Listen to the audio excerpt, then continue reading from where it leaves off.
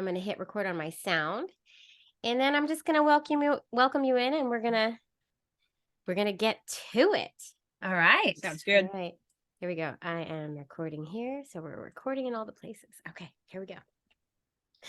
Hello, I have the two mom Browns, Lauren and Amanda here. I am so excited, and I know all of you are. Hi, you two. Hi. I'm so excited to be here. This has been in the making Oh my for God. quite some time. There has been a lot of back and forth, a lot of babysitter, Oh my oh gosh. no, sick. Like it's been like, and it's like we say, hashtag mom life. That's what that is. Yes. I think this is like the 6th time that we've tried to make this work. So Made it happen. I'm proud of us. That's what I want to say. I'm proud of us. yeah. So before I try to butcher who you are, I mean, I think everybody listening probably knows who you are. And if they don't, they need to start following you on the social because gorgeous family over here. But I don't want to butcher who you are. I want you to say who you are because you're going to say it way better than I am. So I'm going to put up my little timer. Don't get scared. Never going to cut you off. I promise. Okay. I'm going to put it up for 30 seconds. You got 30 seconds to tell us your elevator pitch of who you are and why you're here. On your mark, get set, go. All right. Hi, I'm Lauren. And I'm Amanda. And we're interracial lesbian moms. We're raising biracial donor-conceived boys. We live in the Washington, D.C. metro area, and Amanda works in finance.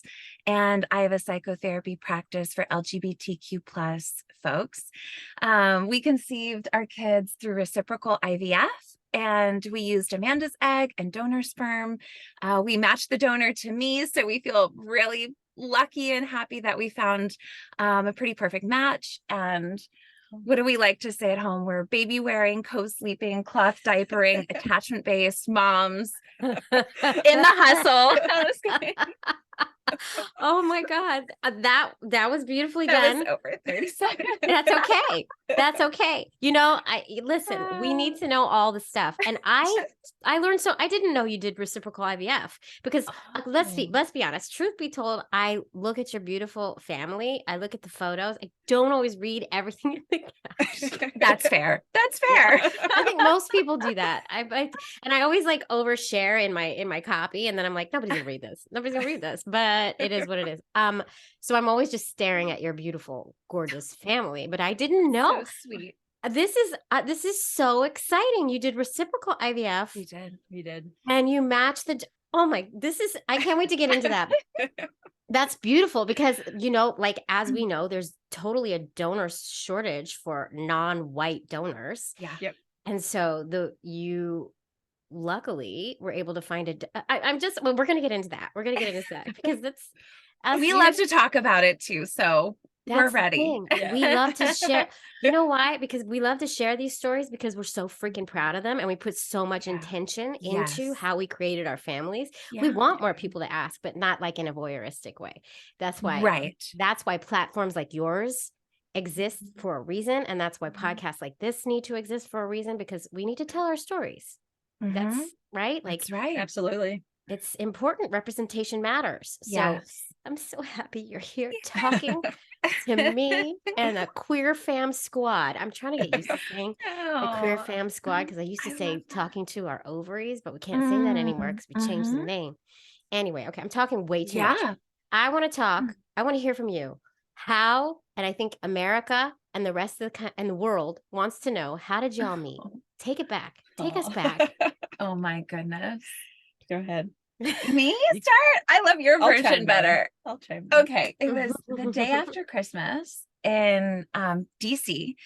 I had recently moved to the area a few months before. I was like trying to date. I was trying to like, you know, play for a while. And I was supposed to be meeting up with a person at the lesbian bar that night. I was there with a couple of friends having a good time. Yeah. And yeah, no, I'd walked into the bar with a group of friends as well. And I saw Lauren dancing on the dance floor, but I think I was just hanging out with my friends and kind of just let it pass. And then somewhere throughout the night, I was walking from our table and I had to go through the dance floor to get to the bar. And while I was walking through the dance floor, her friend that was with her bumped into me. Oh. And I turned, and not only did I see her friend who bumped into me, but Lauren turned as well. And we kind of had this like lock eye moment of like time literally just stopped. And oh my God, it's like in my head it was like it was like this is the moment, right? And during that moment I reached out my hand for her to dance with me, and she grabbed it back. Oh I my did. God. So we danced together, and then It's a she movie. left me to go sit with another girl at the bar. And I was like, she's like, I did my better magic. come back here. So what was happening is it was with a friend, and I was kind of just clarifying that, you know, it wasn't going to be more than just a friendship with that person. Because it was a done deal. Because Yeah. y'all, you hauled it on the dance floor. I think that conversation was happening before. Yeah. Although I would like to take complete ownership of that. I think you need to. From this moment forward, I think you need to take complete ownership. Okay, that's right. You ended that right there, right then and there. Okay, so you met on the dance floor. That's so, oh my God, how sweet is that? She did. It was so fun. We had a blast dancing together, but she like only would dance with me for like one song and then leave. It was just like hilarious. But then we were leaving that night, and she was going to get in the cab with this girl. And I was like, I'm not bothered by that because I'm trying to play too. But she comes over to me and she goes like, you can't, those of you who can't see, she like traces her finger down my chin. Oh my God. And like this, like doesn't say anything. And I was like, you better call me. Oh, because she had gotten my number at the bar. Forgot that part. Okay, right. She had gotten my number, and I said, you better call me. And she said, I will.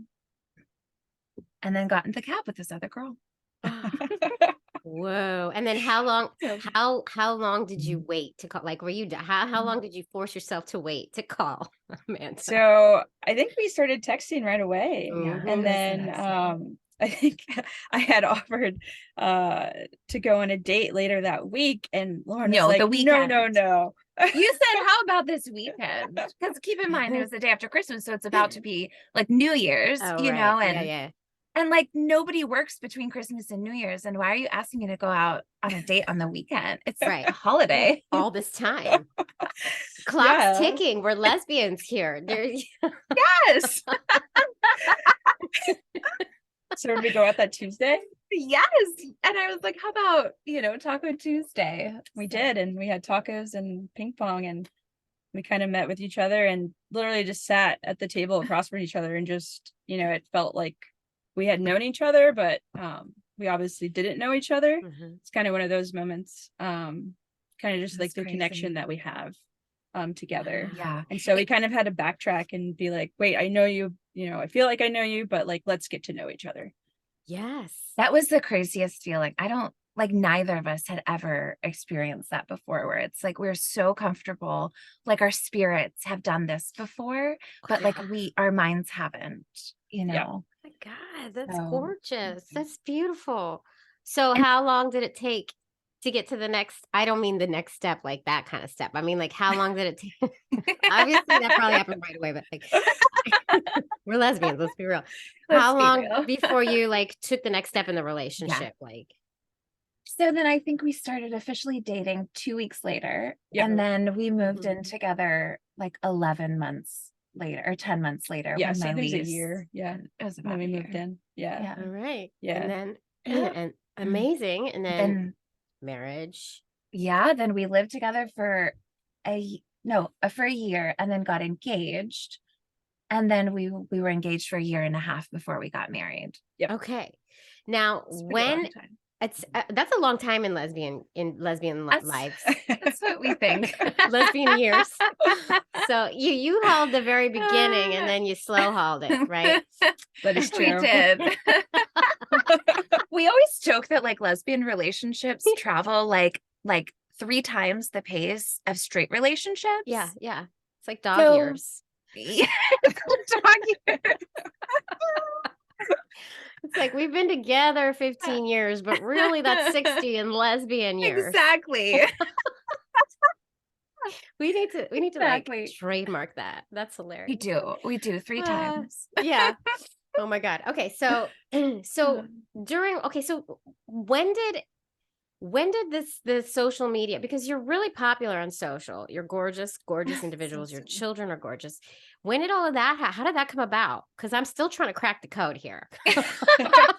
Well, first of all, that's really, really generous. No. We thank you. And it really ties in a lot to our trying to conceive journey. Oh, good. So let's go there. Yes. Yeah. Yeah. So we can kind of, fishtail here a little bit. So when Amanda and I were like very newly together, we both wanted children, and I feel like we tend to have those conversations earlier in relationships, very freely. I think so. The gay people that I know. Yeah.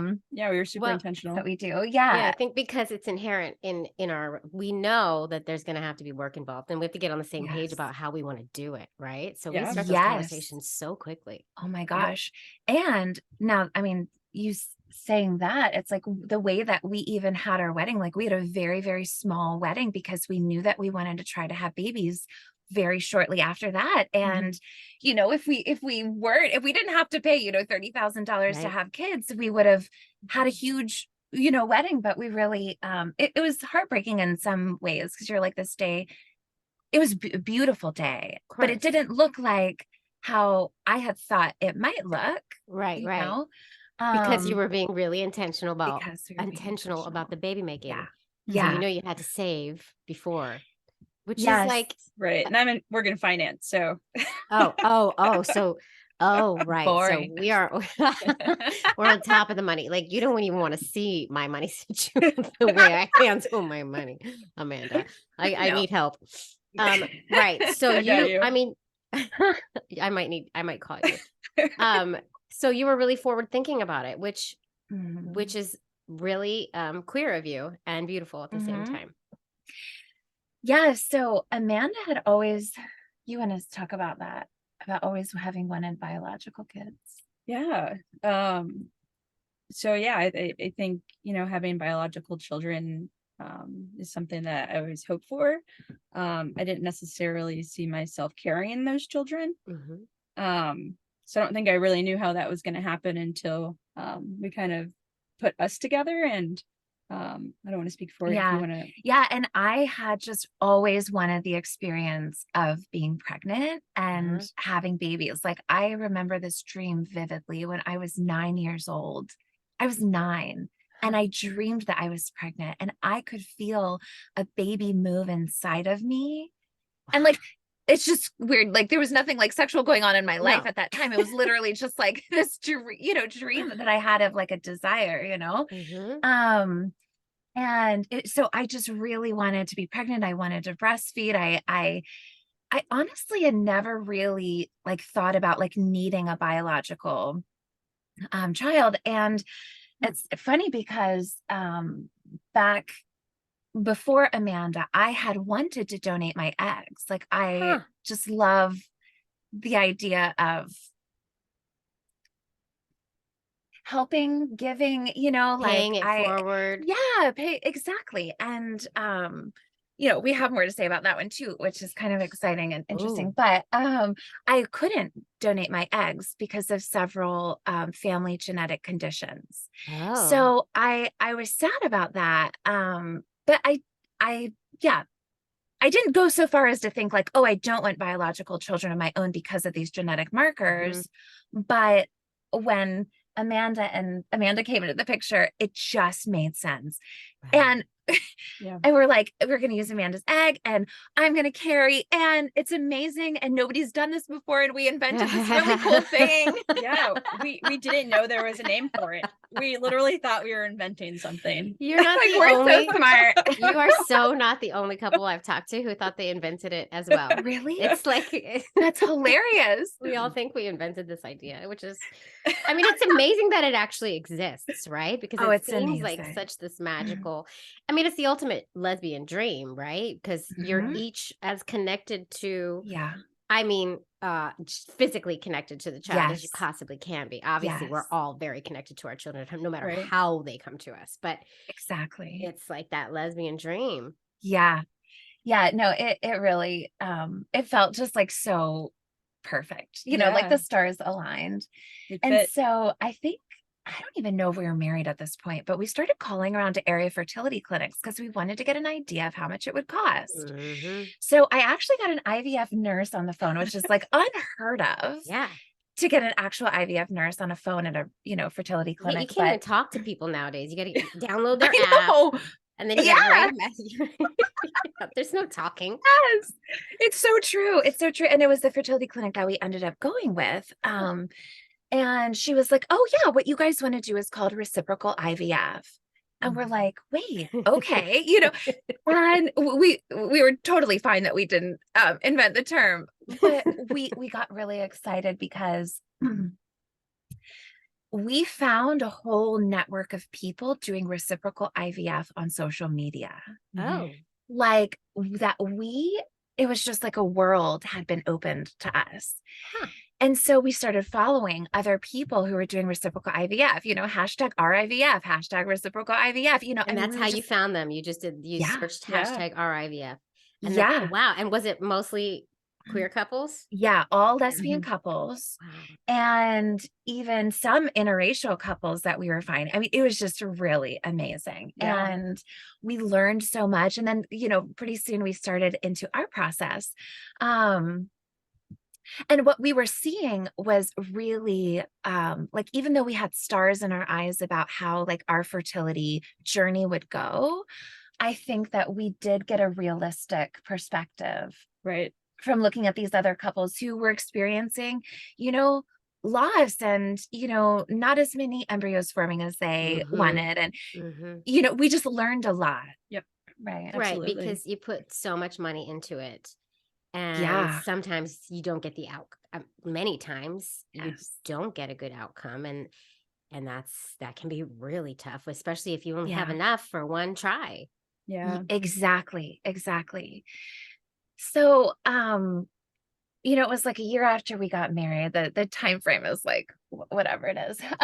But then we Yeah. started on our process. Amanda was gearing up to do a stimulation cycle, and I was getting ready for a transfer. I don't know if you want to say anything about that. This is our dynamic, right? I end up talking and Amanda's just like, "Yeah, that's right." No, I love it. We're getting behind the She scenes. she tells me when I'm like wrong though. Yeah. Don't worry. no, I've never seen you're saying. Usually with my wife and I was gonna get to that if you just let me. I'm like, okay, I'm sorry. I thought you're like, that's how we do. That's So, awesome. go ahead. Sorry, Amanda. I cut you off.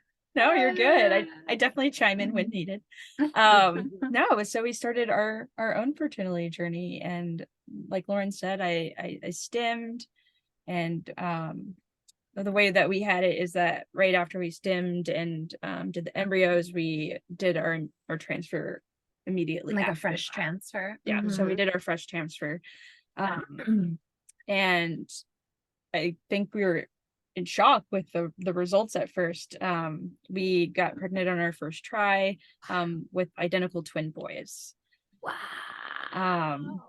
We were so excited. We had 4 embryos. So you got 4 out of your first. So we had retrieval. 10 total eggs, 10 viable eggs, I'm sorry. And then Right. 6 became embryos and then 4 blastocysts. Wow. So 3 went to the freezer. Yeah. At first we were a little bummed. We were like, only 10? They dwindle, right? And it feels so like, because I remember I went through many times and it would start with 17. You're like, oh my God, that's amazing. And then next time, that's 10. Next time, oh, you're down to 6. Oh, you have 1 and it doesn't look good. And it's like, what? Like it can be heartbreaking. Yeah. So much. That's okay. So 3 go to ice. Yeah. Did the transfer with the 1. And then I think we were just grappling with being twin moms. We were so excited. Amanda was like, I was in shock a little bit. Yeah. Amanda was like, 2 college tuitions at the same time. Like, where we go, being intentional. But the one embryo split to 2. yeah. It did. Wow. So we did sneak peek and we learned that they were boys, they were identical. So, the one sex is the same for the other. But we really, we had a really, really hard time when we learned that we had a miscarriage. We had graduated from our fertility clinic. It was our first appointment at the OB. And we go in, for a routine appointment. I'm thinking, I'm like almost 11 weeks. I'm out of the first, almost like coming to the end of the first trimester. And we go in there and they couldn't find the babies on either the first scan. And so we had to go in for a vaginal scan. And it was traumatizing, It was.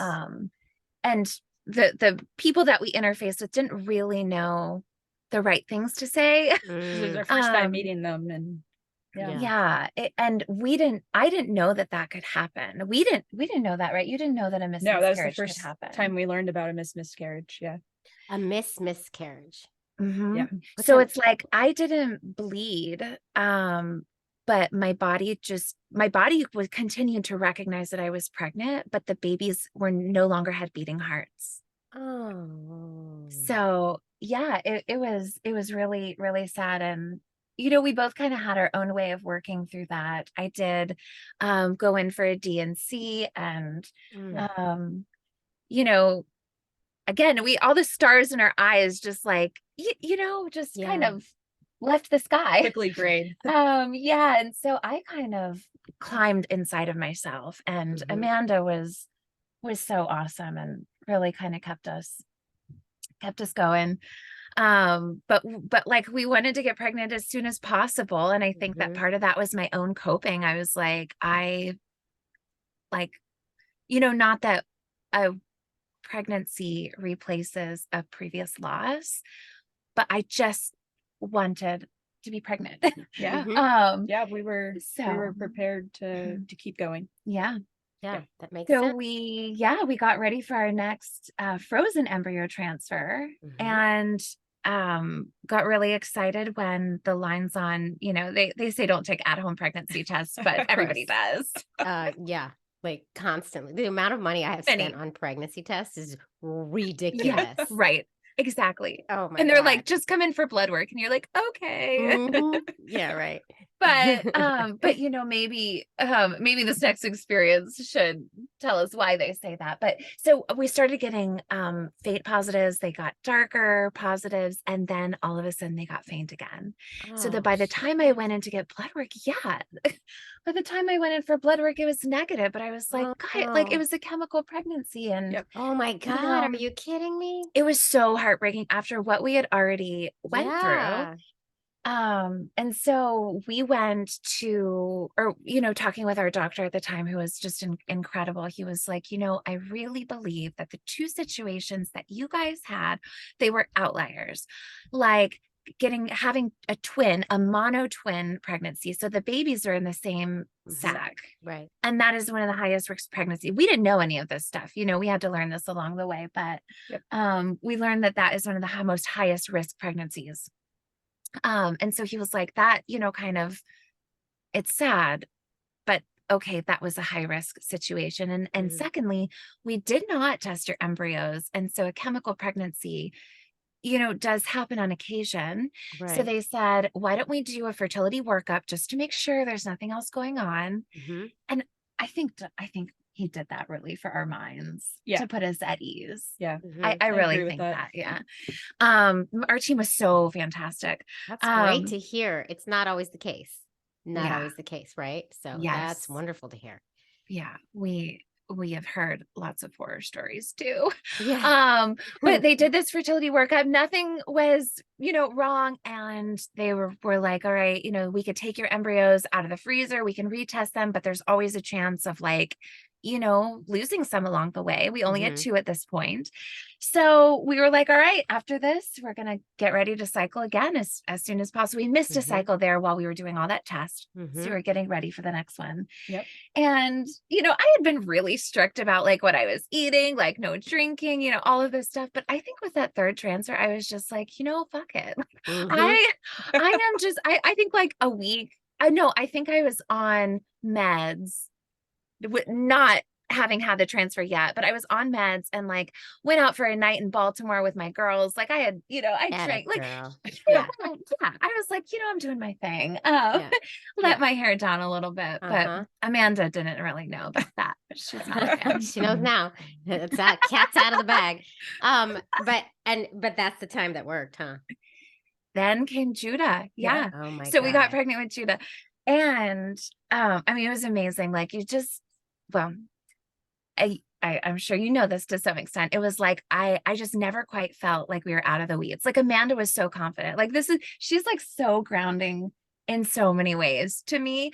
But I was like so anxious my whole pregnancy with him. And really, I think probably until like 24 weeks, we had done an anatomy scan. We had done our like fetal echocardiogram, which is like, you know, I guess Yeah. routine in IVF pregnancies. Mhm. And I was like, okay, do you think like I can relax? Like, do you think, you know, I've reached viability, like, we're like good, you know? Mhm. And I still couldn't totally take a breath, but I think that we really were able to like sink into like a little more relaxation Yeah. Right. with the pregnancy. I And mean, and it's understanding you suffered 2 losses. yeah, Yeah. So it's understanding that yeah, you would be on edge for the whole pregnancy. yeah, Yeah. very much so. So we decided to open up our Instagram, and it was actually my Instagram. Uh-huh. And I just decided to deprivatize it after we Mhm. announced that we were pregnant with Judah. I think it was around like 15 or 16 weeks. And Yep. and kind of just in an effort to be visible, you know, like Right. all of these other couples have helped us so much just by nature of like sharing their lives with us. And it means the world, right? It Yeah, helps. Yeah. it was everything. I mean, it just like it like painted an image where there was no image. You know, I think this is something Amanda and I talk about a lot, that like we don't, as like an interracial lesbian couple with children, we don't have like an older lesbian couple to like look up to Mm-mm. who's like paving the way, right? Like we're just like making it up Right. Mhm. as we go along. Like we wish that we had mentors. We're like constantly looking for people. Obviously we glean from like everybody. Yep. But anyways, yeah, it Yeah. really was just like wanting to be visible because just yeah, If we to could help. be what we wanted for someone else, I think, is just something that we really wanted to give back. It's beautiful, Yeah. right? It's amazing. It's amazing. It's And amazing. so many people look to you. Like you are those people for so many folks, I am sure, which is just No, freaking beautiful. Otherwise, there's Wanda Sykes and her wife. I know. That's the We only love those them. are the We only do people love I can Oh them. think my of. Well, gosh, and they're guess what? hilarious. What? Alex Sykes follows us on Instagram. You see, you're famous. Holy No, no, no. shit. Oh my gosh, we're not famous. But when Alex Sykes followed us, I was at work at my previous job, Oh and my God. Amanda's like texting me. We're like, Alex followed us. And I was like, holy shit, guys. I like ran into my like conference room. My coworkers were eating lunch. I was like, guess what happened? Oh my Alex God. Sykes followed us on Instagram. Yeah. It's amazing. I would tell the whole world. Are you kidding? Oh my God. That's Maybe she's unfollowed us since then. I hope not. no. You really made it as a lesbian. You really did with Alex Sykes coming in there. That's amazing. Yeah. It was So like so fun. not only like you became the blueprint and now the blueprints are following you. But wait, I want to take you back because we didn't talk about your donor search and where you Oh, got your yeah. donor. Oh my I would gosh, love it's to dig huge. into that. Yeah. Yeah, no, that was obviously a major part of our fertility huge. journey. With using my eggs, it was really important for us to find a donor that matched up as much as possible to Lauren. Mhm. Mhm. Lauren's genetics, personality, degree, really just as close as we could find. And we looked at one fertility, one sperm bank, and we didn't find anything. And we ended up looking at another one and found the perfect match. We did. Wow. Backtrack a little bit. I had a family member who offered to be a donor, and I think it was not something that our journey had thought about. Yeah. It's not something that we had thought about specifically, like because of those markers in my genetics and also the way that we wanted to form our family. Well, no, that would have fit. Anyways, it was just like that. But anyways, we've come a long way on our awareness of what it is to raise donor conceived children. And it's even now part of the work that I do as a therapist, but I think at this point we had just never really considered that. A known donor, and especially a donor that is actually related to you. Right. But I think the hang up on that really was my genetic markers kind of thing. But yeah, I think maybe both. But again, like Amanda said, the second sperm bank that we looked at, so we were, obviously profiled for my like characteristics and stuff, but we also wanted somebody who kind of like imbibed me, had a similar personality or had a similar career, and we hard to find Yeah. especially with what you're given at these banks, right? So you're maybe getting an audio of them speaking, you're maybe getting like an essay, you're getting some childhood photos, maybe some adult photos, but like really hard. I mean, the more criteria you have, the harder it gets. That's why I call it the search for Superman, Yeah, that's true. We go crazy, we go hard, and then we get kind of cray-cray. Like I I threw someone out because they had acne as a teenager. I'm like, no, we can't have that. Everybody had acne as a teenager. Yeah, that's hilarious. I was like, the fact that he put it down on the paper means it was bad. Yeah. Like, you know what I mean? That's so true. Wasn't trying to hide it. But really ridiculous. Actually, hilarious. I think we ended up going with him. So, and so far the kids are all right.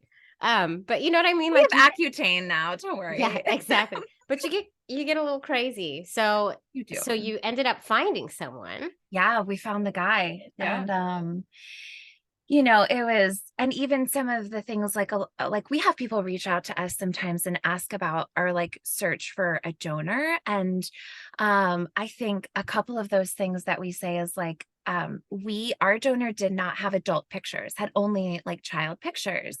And we decided that we were okay with that because we decided that the older you get, the more you basically just look like however well you take care of yourself. Yeah, I mean, even if you have good genetics, if you don't take care of yourself, you're not gonna look great. Right. Childhood photos are probably the purest. They're the cutest. Yeah. I mean, but a lot of times all you have to go by is those childhood photos. That's all we had. That was all we had the option of when I was doing it. Back in the day. Yeah. It's not even that long ago. But long ago. 9 years. I was gonna say, don't make yourself sound that old. I mean, but so okay, so you find your donor. Did you can I ask, did you go for a open ID or a closed ID and your thoughts behind it? Yeah. So it was really important to us to have a donor who was open ID. I think that that concept, again, we've grown so much in our awareness and understanding, but I think at the time, like we didn't know what role the donor would play in our kid's life, but we knew that answers were better than no answers. Right. I have people in my life who were adopted, and I've seen firsthand that having answers is better than having no answers. Right. So that was really important. And even I will say at first, well, just while we're talking about donor, we it took a while to connect with donor siblings, kind of for the same reason, because we're like, okay, like we'll follow our kids' lead. But the more that we listened to donor conceived people, we were like, no, like what donor conceived people we are saying, like our kids, are going to be saying is like, no, we should have had this information up front, Right. like you can't follow our lead when we're 2, 3, like, no, we want this information. And so we went in ahead and connected with some donor siblings, and it's been so much fun. I think, now we're kind making of those connections, jumping around, but it's we just have grown so much in this process. I'm sure. And since like for everybody at home who's listening about the donor conceived person's conversation, like you have a very strong presence online, and you're very open, and there is a strong adult donor conceived person's presence online, who feel very strongly about more regulations when it comes to donors, and making sure that there are no secrets, which luckily with our queer families, we usually are very open and honest with our donor conceived children about where they come from, and try to give all the info. Naturally. But there are a lot of extra nuances with this conversation. And when you're open on social media in the public and you're talking about donor conception, it's tough. These things, these conversations end up coming to you, and you learn a lot. And I've learned a lot as well. And of course, and we always say on the show, be like, the best thing you can do is be completely upfront and open and honest, because we have to use donors. Yes. We have to, right? So it's visible. Exactly. And we have to talk about it because it's visible. So, but we have to make sure that we're intentional and we're open and honest with the children we create. And if we have the options of knowing more folks, as hard as that may be for some, more is always better. Yeah. Right. Absolutely. So, yeah. Yeah. We're on that 100%. Yep. Yeah. So then Judah came. Should we jump back to that story? Sure. Yeah. Listen, this is how we do. We could talk about it we forever. do the thing. Yeah. I know. And all of these, every single topic we're hitting on is all so important for our families. And that's the beauty of this. Like, all we have to do is tell our stories, and you can learn so much from all the things we've gleaned from living through these out of the box family building journeys, right? Stuff that straight couples don't have to think about. Exactly. They don't think about it because they don't need to. But so everybody can listen. The whole world could learn a lot from us. Let's be real. Yeah. No, that's so true. Oh yeah. I was joking, but it's also true. So you get Jonah, adorable little Jonah, who's just the cutest little thing. And he's the best. Oh my God. He's been lit since day one. Yeah. So literally when we went in for his embryo transfer, the embryologist I said, how does the embryo look? And I actually didn't know that the embryologist was helping to wheel me in. So our fertility clinic was pretty small. And I just love them. They're just also down to earth. So of course, the embryologist is like wheeling me into the room. Why wouldn't she be? Right. And so I said, how does the embryo look? Thinking that that's the nurse. And she said, oh my gosh, it looks amazing. It's like already expanding out of the shell, because it was a frozen embryo transfer. She's like, it's already expanding out of the shell, just raring to go. And there it is. And okay, raring to go has literally been Judah's lifeline. Like, he's such a blast. He's just so excited about life. He started walking at 7 months. Oh my God, same. 8 months. Really? Our daughter, raring to go. Same situation. Oh my God. Maybe we both found Superman donors. Oh my God. Could you imagine if we have the same? We don't have the same one, because I think we both, we know who the siblings are, but could you imagine how funny? What if we did? But raring to go, up and moving. Yes. Up and moving. It's my daughter's favorite story to hear is how strong she was when she came out, and how Aunt Toby held her, and she was like, oh my God, this child is kicking me. So yeah, that's awesome. Yeah. No, it sounds exactly like Judah. Yeah. And how old is Judah? So he turned 2 in December. So going December on what? December 20th. Oh, I'm the 16th. My daughter's the 18th. Oh, wait, that means you're a Sag. No, you're not a Sag. I'm a You Sag. are. Oh, I see that. I feel that. Really? Okay. Yeah. Yeah. Oh, God. Good ways. Good ways. Okay. We love Sagittarius. We do. Jonah, is he a Sag or Capricorn? He's the Sagittarius. Yeah. Yeah. Fire. Yeah. Fire. And he came really late. So he was like, yeah. Yeah. He was like, what, due on the 12th? He came on the 20th. Yeah. Yeah. Oh, wow. He was comfy. Oh, He was just oh getting the strength to get moving. I don't know why he needed to take so long because he was crazy in my belly. Like literally would throw my stomach from side to side. Oh, Jonah. What a sweetie. Okay, so Jonah comes, ball of life, ball of energy.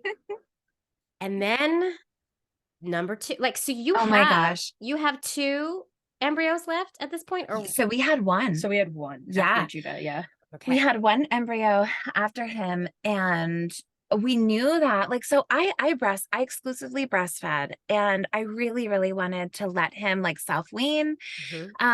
But you know, when you're doing assisted reproductive, you know, technology, they don't want you to continue to breastfeed. At least my clinic didn't. Because of like the drugs in your system, or well, that's what they said it was, and I believe them. It's not like I doubt them, but you kind of doubt them.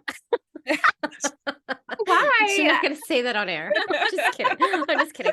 No, you know, like, listen, you do what you have to do to make that baby. So yes. So you had to stop breastfeeding. Yeah. So I weaned him at 12 months. Mm-hmm. And it wasn't a fight. I said to Amanda was very like adamant that like, nope, we're weaning at 12 months.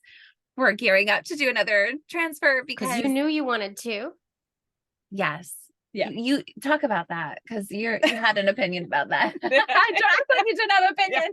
I want to hear. Yeah, no, I think 2 is, you know, I've always had this number in my head, and it was always 2 kids. But I think, you know, going through everything that we've gone through, you know, I think that I'm a little bit more open now, potentially. We'll see where life takes us. To more than 2. To more than 2. What? Oh boy. Wait. Well, I wait. think... Hold. Okay. This is some serious behind the scenes footage, y'all. It is. Okay, now you got to talk about it, baby. Yeah, it might become the 3 mom or 4 mom Browns. The 10 mom Browns coming to you live. Can you imagine? No, not that many. That's hilarious.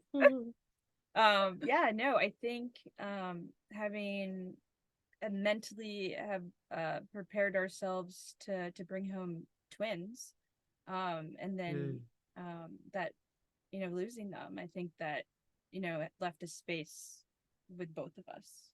Yeah.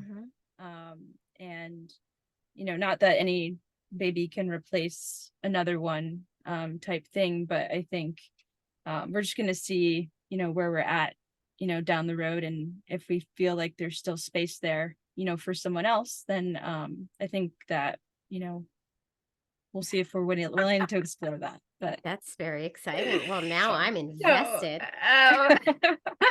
Because we haven't even talked about baby number 2. No, and we know you have number 2. That little nugget. Oh my God.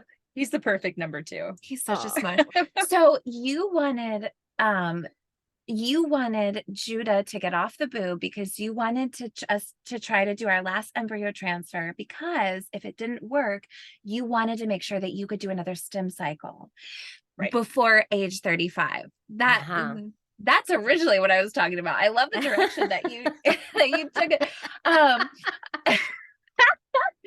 Because Amanda was like very much so like this has like a time frame on it. Yeah, I think the fertility clinics put that number in your head. They're like 35. Otherwise you're geriatric. It's geriatric. Your eggs are dusty. It's over. You know what I mean? So, them dusty eggs aren't going to make no babies. Dusty eggs. So So you had to get moving, right? Because you wanted to Yeah. start your Yeah. stim. So I literally had a period like 4 days after I weaned Judah, and I had had one before because he was really not consuming so much milk. So Mhm. anyways, the weaning wasn't as traumatic as I thought it was, thank goodness, because I definitely would have had a hard time if he had a hard time. Yeah. But I was able to start my cycle based off of that period. If anybody knows about IVF, it's all about that cycle. It's so crazy. Yeah. But yeah, and I think, we were very like headspace about the whole pregnancy. Like we were like not robotic, but kind of robotic, because we're like, we know that this needs to happen. It's going to happen one way or another, but like we have this one last embryo. We're very, very hopeful, of course. And I was still doing, acupuncture and like eating pineapple core and like all the things that we do. All the things. But I think it was literally like after the embryo transfer, and I had like some, I like the function as like when I'm functioning as a mom, I'm just like not in a completely lack of emotion, but you know what I mean? It's just like, You're okay, busy. we're like busy. Yeah. Yeah. Very busy. So I like Mhm. had some moments where I was like, oh my God, if I am pregnant or if I am not pregnant, we're going to be announcing this, because we had shared our journey on, of our trying to conceive journey Yeah. on social media. So I Yeah. had this moment where I was like, wow, this feels really vulnerable, Very raw. Right. because there's all the stuff that goes into trying to conceive that like, it's just so personal. And, Mhm. if it doesn't go the right way, then oftentimes we're left. I mean, Jamie, I'm like preaching to the choir, I know, but we're just like left feeling, like, is there something wrong with me? Is there, it's just like so much. Mhm. So I think, when we did get positives on our pregnancy test, we started getting really excited. And then, of course, vulnerable, because we know what early positives can indicate. But we were committed to sharing that, which was really rewarding. And like, we just so much love the people who follow us, who are like invested in our lives family. too, and our family. And, Yeah. it was just so beautiful to feel. It was weird. What like started as like us wanting to be visible and like give back, we just through our pregnancy and even now through our lives, like we feel like the tables have turned, like people are like encouraging us and loving on us. And it's definitely goes so both beautiful. ways. It's a community. You've built a It's a community community. without necessarily aiming to. Same. It's this, I feel the same way. Yeah. Like Yeah. all of a sudden there's this community where if I say something on air or on my social accounts, I get comments like, "You're okay. You got this, Jamie." And it's like, "Okay, thank you. I appreciate you." You know? And it is very vulnerable. Very. But you've built a we community. felt it. Because you've given something really, really priceless to so many folks. That's so And sweet. I think that's what it is. And so, the pay it forward, it goes both ways. They want to get back because you've given something to them. We really just feel special. really lucky. Yeah. And we love it. And like, our engagement, since that said baby has come along, is like, like we're like, oh my gosh, we're so crazy. How old is he now? 4 months old. He's only 4 months. Oh my God. No. He is so, I just want to squeeze. I want to squeeze that. You just I put a wish you picture could up. He is so cute. Oh my God. I can't. He's so smushy. He's 20 pounds. Like he's the giant. The clothes that he is wearing, Oh my God. Judah was walking in those clothes. Like there's this little pair of pants that has like a little dinosaur tail coming out of the end. And I'm like, I used to see Judah's little booty walking around with that little dinosaur tail, but now Malachi is wearing it, laying down on his back because he's 4 months old. Because he's 4 months. And they're different sizes. They're different humans, and they're gonna go through the world a little differently, but they're both just adorable. And it's just wonderful that you are out there sharing it all. Because we need to see it. It's beautiful. I love it. Thanks. I do have one more question for you though, because this is something that I think about a lot. I have a daughter who's 9. I have a son who's 5. I never expected to have a boy child. And I know Oh. I try not to speak in gender or think about gender, and we're not raising yeah. our children, with these overt gender roles, obviously, because we're not that way. But I grappled with the fact that, holy shit, I'm going to be parenting a boy. It was hard for me. Like, what's it like for you? You got two boys. You got two boys and you are two moms. Yeah. How's that going? Did you have any emotions like I did, or were you way better than me from the start? Don't say that. I think either way for me was going to be great. I do identify as a lesbian, but I am definitely androgynous presenting. I've been wearing men's clothes since middle school. And so I think for me, boys is like just natural. Right. Easy. It's an easy a thing for me to just kind of go with. Do you want to talk about your journey? Yeah, no, my mom is so funny because I'm like, maybe I tried to not remember this, but my mom is like, remember when you used to say you were only going to be a girl mom and not a boy mom? I'm like, did I say that? That's literally me. That's totally me. It's so funny. 100%. Yeah. What is that? I don't know. I don't know why that mattered so much. It's so ridiculous. Right. Yeah. It mattered a lot more then. Yeah.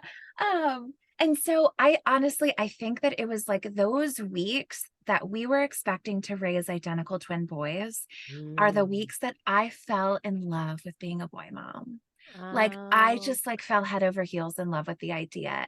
I fell head over heels in love with the idea of two boys. It's like, I don't even know. No, seriously, I don't know why the universe brought back two boys to us. Like I'm not saying that they're reincarnated because like they all existed at the same time, but like I just feel like our hearts made them come to us, Oh my God, that's beautiful. I've said beautiful way too many times in this episode. It's because y'all are just so freaking beautiful. That I'm crying over here. That's beautiful. So I think that like me, I am very feminine. And I think the way that I like flow in the world is very feminine identified. And like, I love that for our boys. And I love the match that Amanda and I are like yin and yang, Very much so. Yeah. The way that we operate. And it's not just like, oh, she carries masculine roles and I carry feminine roles. Not at all. But just it's the way we flow. Yeah. And we are like so excited to be able to give our boys that. And also we say boys a lot, but we're also like gender doesn't matter at all, and we tell Judah even all the time, we're like, hey, if you ever feel like you're a girl, you'll tell us, right? Like he's 2, he's like, okay. It's like playing with my dinosaurs now. It's like me, I'm like, you can put a dress on, it's fine, you can totally wear a dress. And he's like, ew. Try it. I love that. Yeah, like there's options, what we have done with gender as a society is just like outrageous. You're right. But, there's so much space for our kids to be whoever they are. They have all kinds of toys. They have, kitchen play sets. They have, doll babies. They've got dinos and trucks. They go outside every single day. Judah gets like mud all over him every day at the park. I mean, it's like, we just have the full spectrum over here, but we love being boy moms. And listen, so I was pregnant with Malachi when we first did a scan, like an early pregnancy scan, and we had asked the tech to like write down the sex of the baby that she saw. So we got home and we like filmed this video. We've never released this video. We should. We have super not, funny. yeah. Oh my God, you need to release it now when this episode airs. I should release it. Yeah, we might. That's a good idea. That's a good idea. Yeah, and we pulled out this paper that said it's a girl, and we were like, "Oh my God!" And Amanda was like, "I knew it," but I was like, "I didn't know that because I didn't feel like it was a girl in my body. I just felt like it was a boy." And Amanda's like, "Yes, I knew it." And I was like, "No," I mean, I was like, "Okay, this is cool. Like, I'm totally flow with it. It's great." Right. But like, I just felt like it was a boy. So 2.5 weeks later, we get our blood work back, and it's a boy, and I'm like, I knew it. And I was like, what? So that would was have fun. thrown me for such a loop because I was Yeah. so crazy about the girl. I was like, no, I know it's a girl. I know it's a girl. And it was a boy. And I'm like, I can't believe I'm carrying a boy inside me. No, that can't be. You know what I mean? Like I was a little, That's so I was funny. a little over the top with it. Now I realize it doesn't matter at all, but I was afraid. It doesn't. Yeah. It's But so when funny. did you like get on board with the idea? After he was born. Up until his birth, like up until even like right after his birth, I was like, I don't know about this. I don't know. Like, I don't know what my hang up was, but I was very afraid. It's real. I mean, but now he's just this little human that I live and die for, both my kids. And their gender means nothing in that, except for the fact that he's always touching his penis. And I'm like, oh my God, so stop touching your penis. Oh my God. I guess I would too. If I had one. Listen, we've been potty training. We've been potty training. Oh God, bless your hearts. Okay, Judah's doing a great job, but can we just talk? Lots of penis time. We are like penised out. We're like, okay, we're wearing underwear now. And Judah's like, but it was really fun those 2 weeks that you let me run around bottomless. Like, I think I'm gonna stay bottomless. That's like when my son was 4, he decided he wasn't going to wear shirts anymore for a little while. I was like, well, I guess you could do that. Okay. Yeah. Because of freaking gender confines that say it's okay for you. Yeah. It's so like, we got to deconstruct all of this, but I think that our families are doing our best to kind of deconstruct that. Yes. Like it's chisels, it's little pieces, and we have to work with ourselves. Like clearly I have a long way to go with this gender thing because I was so hung up, you know what I mean? But it's real. It really is a thing. It's something to think about and talk about. And so I appreciate you telling me your thoughts on raising the boys. No, we love it. Yeah, so we much. absolutely love it. We love being boy moms. But listen, it was after we found out that Malachi was actually a boy. And Amanda, listen, like Miss, like I knew finance, like very, planned and, scrupulously planned. She goes,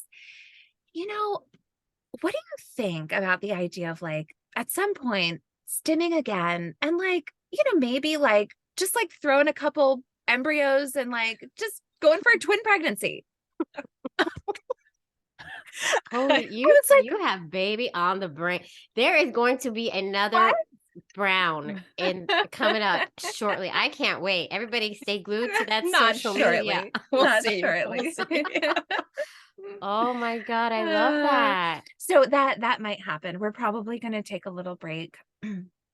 I have been thinking about being a surrogate. I wasn't able to donate my eggs, but I'm thinking about being a surrogate. Oh my God, how beautiful. Amanda is on board. Yeah, 100%. So even though I was like, I'm totally gonna let Malachi like self-wean, I'm like, no, we're popping him off the boob at 12 months. We think you might be a surrogate for another. Look at you. Right. Yeah, I think so. I really want to do that. And I can't do it past a certain age. Right. Yeah. And depending on what the next like leg of our fertility journey looks like, might as well. I love that. That is, look at you. It's just a pay it forward episode. Look at you. Honestly, that was the idea. It was like, man, like I look at our kids and I'm like, we so thankful. We're like, yeah, to our donor. We like can't wait for the kids to like want to talk to him one day. We're like, we hope that they let us just be like, thank you, at least I know. No, I mean, I hope we develop a cool relationship if that's what our kids want, but like, just to say thank you because of how much like he has made our family possible, and like we would love to make somebody else's family possible too, Yeah. I love this. There's going to be people like reaching out to you from this episode. Hey, I heard you want to be a surrogate. I'm kidding. I mean, I actually, that would be freaking amazing. That would be awesome. If that would be cool. Well, if you're a gay interracial male couple, slide into our DMs. Slide into those DMs. You got yourself a surrogate. I love this. Oh my God. good. Okay. All right. Well, we're all invested. We want to know what's going on. So, I mean, where can everybody follow you so that they can keep in touch with your lives? Goodness. Tell everybody where all the places. So we're at the Two Mom Browns on Instagram. Yeah. That's it. We we don't do TikTok. We don't have time for that. No, you have two very small children. Yeah, we're trying to keep up on Instagram. But yes, you can find us there. We would love that. Go follow them and give them all the love, because they're doing good things in the world, and we need to highlight all of us queer folks who are raising the bar and raising our lives up. So I really appreciate you too. Thank you so much for coming in to chat. Yeah, we've loved it. It's so fun. Oh my God, I love it. All right, well, I know you have to get back to those kids, so I'm gonna say thank you and goodbye. And this is not goodbye, because I can't wait to hear what happens in the next chapter. Oh my gosh, you're so sweet. Thanks so much for having us. This is really fun. We're so happy to finally meet you. Yeah, like I said, we feel like you're our big sister. Or you can say auntie, or grandma. I said auntie, but I'm like, no, grandma. I'm just kidding. But I could be your auntie. I like that, Auntie J. I'm like a young, very like young auntie, or big sis. the cool one, like the cool one. Yes. The cool one, obviously. Yeah, obviously. Well, thank you. Thanks, Jamie. Thanks so much for having us. Don't go anywhere. Don't go anywhere, because I'm just gonna hit stop.